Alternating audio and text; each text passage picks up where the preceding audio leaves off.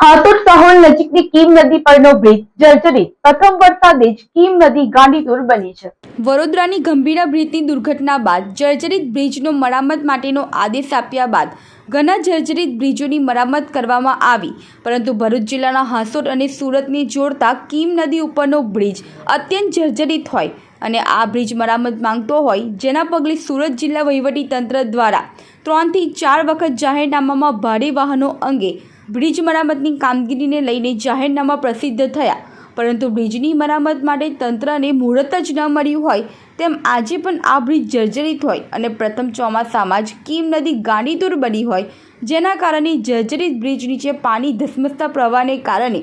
જર્જરિત બ્રિજના પાયાઓને વધુ પડતું નુકસાન થાય તો બ્રિજ ધસી પડવાની અને મોટી હોનારત થવાની શક્યતાઓ વર્તાઈ રહી છે।